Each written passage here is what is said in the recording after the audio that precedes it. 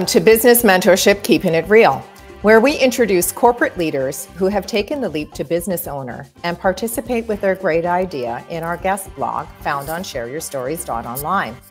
Our guest joins us from Brisbane, Australia. Daniel Blickling is an engineer who has worked in innovation and technology. Let's find out why this aerospace engineer started a company combining AI and travel. It is my pleasure to introduce and welcome Daniel Blickling. Hello, Trish. Thank you for having me. Hey, listen, I'm so intrigued by your business model. So perhaps you may give our audience an idea as to how you developed an app that sort of combines AI and travel.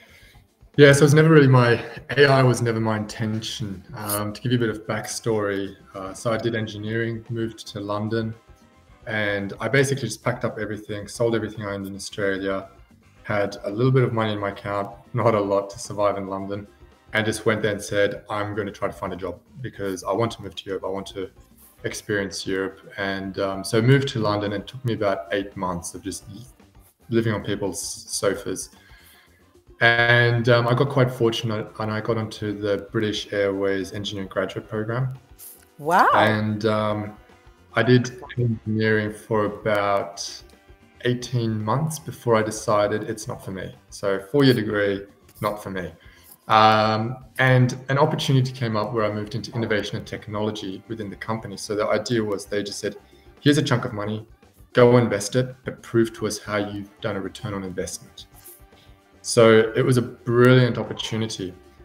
And that started really driving my innovation and just really enjoying when you see results from something you've done.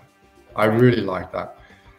And it was one of the cool things about working in an airline is you get to travel quite a lot. You could go on a lot of cheap holidays. And funnily enough, my style of holiday was book a flight, book a hotel, and just see what happens. And Wow.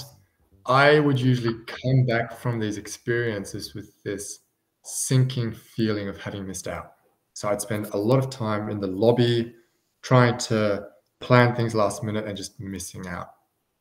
And this one time I went on this holiday. It was a 10-day trip to New York with a friend, and she planned everything to a T. So every day, this is what we're doing. This is how we get doing places. This is how much it's going to cost. It would save us money if we do it like this. I remember thinking, this is so rigid. This is not going to be a real experience. And I was wrong. It was a very, very good holiday. I saw everything. I came away from New York thinking, I don't need to come back for a very, very long time. I had a very, very fulfilling experience. And that then gave me the idea of how can I get an itinerary that actually works without having to spend 3 months researching and planning. Ah. And that's what triggered the idea. I was never thinking, oh, I want to use AI. It was always, this is the problem I want to solve for me because I don't want to spend 3 months planning. I just don't want to do that. But I want to have a custom planned experience. Right. I love the light bulb moment where you were actually trying to find a solution to something that you had experienced personally. So how did you get into, because everyone talks about, getting their own app, right? That's like a big thing. Entrepreneurs are always saying, oh, I need an app. Yeah. I need something that people can put on their phone. It's, but you actually developed an app that's interactive. So what was the sort of the transition of saying, okay, we'll do something that's easy for people to use on their phone, and clearly they're able to then plan an itinerary based on, is it their interest level in addition to the things that are available in that city? Yeah, so it's evolved a lot. The first iteration I had was, and I just dove into it. I just hired some developers, found the most affordable developers, which that didn't work out too well. And we just started building these websites. I didn't know anything. I didn't get designers. I didn't do anything like that. I just started diving into it. I designed it in PowerPoint myself, and it started off looking very, very clunky. It was click and drag, choose the things that you like the look of, drag it into an itinerary. And I then, after 5 years of being at British Airways, I had enough of that. And I said, I want to start my own thing. So I moved back to Australia. And coincidentally, I moved into a shared house, and 2 of the people I lived with were designers, UX and UI designers. And they looked at my website and said, wow, the idea is really cool, but your designs are terrible. They're really bad. And so they jumped on board because they really liked the idea, and they started helping with designs. And I ended up going through one development company after another and rewriting the program 4 or 5 times, learning from it. And I was never able to get the vision that I wanted, which is largely why I just didn't give up, because I was like, this isn't what I want. Right. And then about 2 years ago, I had this kind of aha moment where I said, no, we need to push the boundaries. So I was very fortunate, and I got some investors on board, and these investors owned a dev house in Australia, and we rebuilt it from scratch. And this time we said, we're going to incorporate and build our own AI. So we tested some of the existing AI out there, and we said, it's not designed for travel. So we built our own from scratch. And then we also looked at how do people interact with AI, and what inspires you with holidays. And then we went on a image-based solution. So here's a set of images which represent different types of holidays. Select the images that appeal to you, that speak to you emotionally, and then based on that, we will create an itinerary for you. Oh, I like that. I like the emotional spin, because, somebody might be into museums, someone else might be into sports. And of course, they're going to want to see 2 different kinds of things, right? Based on what's available in that city. Yeah, there's that, and also a lot of what other people or other competitors will do is make you choose from words. For example, do you want to do scenic flights? And most people, when they read a word, it requires them to know exactly what they want. So they're not going to choose scenic flights because you're thinking, oh, that's expensive. But if you see an image of a plane with an incredibly nice backdrop, you might look at it and go, actually, I want to do that. So we're trying to surprise them with a holiday where they might not have chosen these attractions themselves, but because we sort of tap more into the emotional side, we're able to provide them with some ideas that they then think, you know what, I'll try that. Oh, that's so cool. Now, is there a limitation to the cities? Is it because, clearly there's cities there's got to be hundreds, maybe thousands of cities around the world that you would have to include into the app. So is there a limitation at this particular point in time in terms of the cities that you're offering?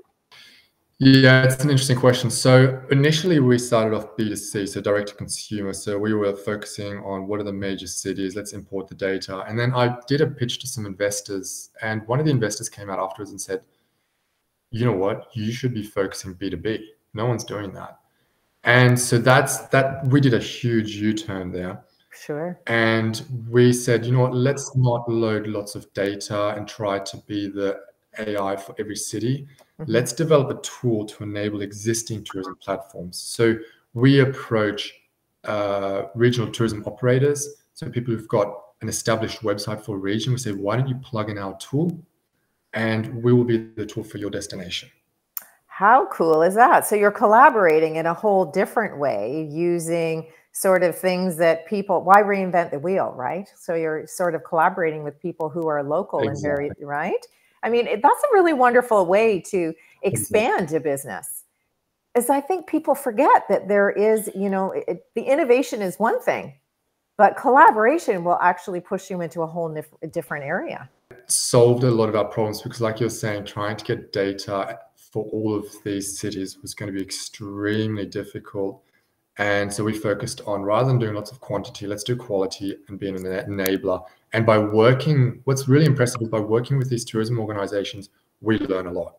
Sure. So they give us a lot of feedback. They have more experience, and we drive all of our features based on what they tell us and the feedback they give us.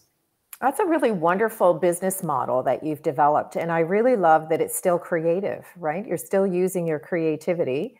You're taking the skills that you've had in terms of technology and marrying connecting the dots with all of them to come up with something that's really an amazing experience for the end user.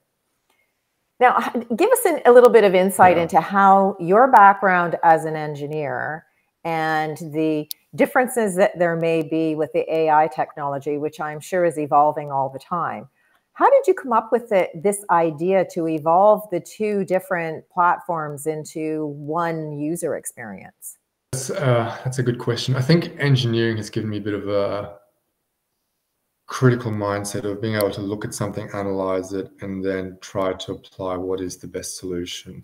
So although, yes, a lot of people think I'm a huge risk taker. They just see me going for things and trying things, but it's actually not true. I'm not the biggest risk taker. I have usually, when I take when I do something, I've usually thought it through a lot. I'll spend a lot of time by myself thinking, but then when I've made a decision, I will go for it. And with the AI, that was something I was thinking about for a while, where I was looking at the existing platform going, this click and drag system just isn't cutting edge and good enough. And then it just clicked. One day it just clicked, and then I thought it through. And it was a lot of just sitting down, drawing it out. And then when I figured out how we can do this and make it work, I just went for it. Good for you. Now, I'm sure the folks that are viewing and listening audience are thinking to themselves, okay, you've mentioned a really key component to your success, and that was getting investors. And every entrepreneur dreams of sponsorship or investors to take them to the next level. Is there some sort of presentation style, or is there some sort of tip that you can give to folks who may be sitting there and thinking, but how did he do that? How did he get investors involved in his business? Maybe you could share a little bit of that experience. I met some people in Sydney who knew investors, and they first said, look, before you go and pitch to investors, I want you to meet people who have successfully got investments. So I went around, spoke to all of them, and I started thinking how I need to be a bit different. So I managed to get a meeting with some investors in Sydney, and it was a I was quite nervous, but I thought I need to sell this through my story. I'm going to open it up with, this is the opportunity, this is the story, this is the journey I've been on. And it was a very rewarding moment for me, because I've had a lot of moments where you just get rejection, you get told this isn't going to work, it's too difficult, there's too many hurdles. And I remember in that pitch, one of the investors came to me afterwards and said, who wrote that? Who did that pitch for you? And I said, no, I did it myself. And he goes, it's the best pitch I've seen. We usually would never invest in sole founders. But just because you brought that journey with you, we believed in the product. So they then, funnily enough, they offered me investment, and I turned it down, because at the same time, I started a consultancy business. So I thought I want to be able to finance myself as well.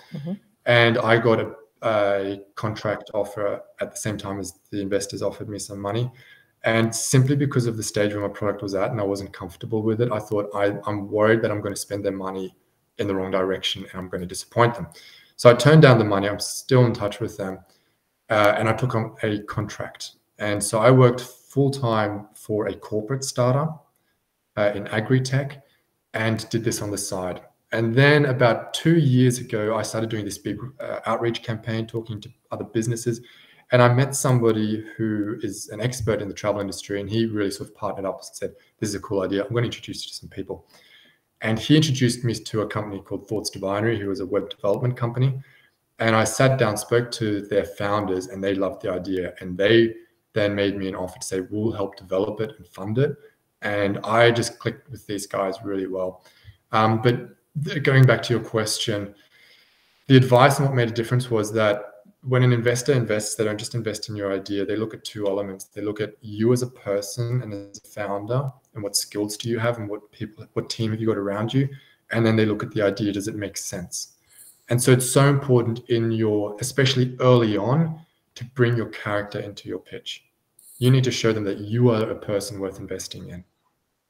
That, I think, has got to be the best advice that you could give to any entrepreneur, because I think sometimes we try to fit ourselves into a mold to try to appeal to people because we want the investment, right? And we forget that to be your authentic self and put your own personality in it is really what's going to seal the deal. So that's actually the most amazing advice I think that anyone who's looking to expand can take to heart. So thank you so much for sharing that. That's really quite amazing.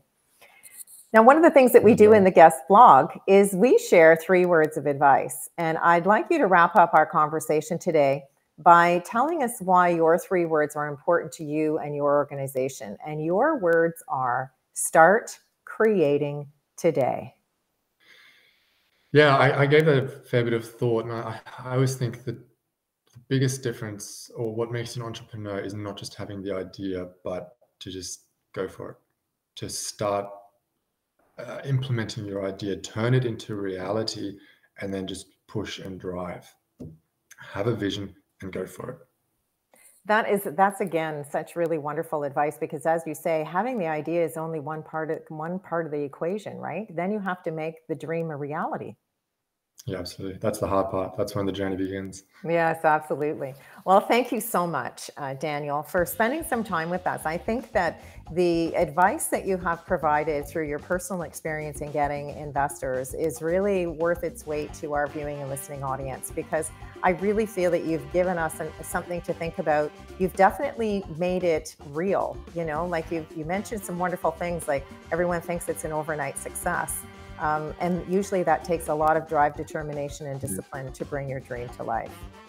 Yeah, absolutely. Absolutely. Well, thank you so much. I truly appreciate the time that you've spent. And I certainly appreciate you getting up in the wee hours of the morning to spend some time with us, because with the time change, we appreciate that. So thank you for that as well. Thank you for having me. To you, our viewing and listening audience, I'd like to thank you for joining us today for this edition of Keeping It Real, introducing you to the person behind the logo. If you'd like to connect with our guest, you'll find his contact information in the description portion below. I'm Trish Tonai, author, artist, and the founder and host for the series. And if you're interested in sharing your business story, visit our website at shareyourstories.online and subscribe to our channel, Business Mentorship, Keeping It Real. Thanks again for tuning in, and we look forward to meeting you next time when we share another great idea.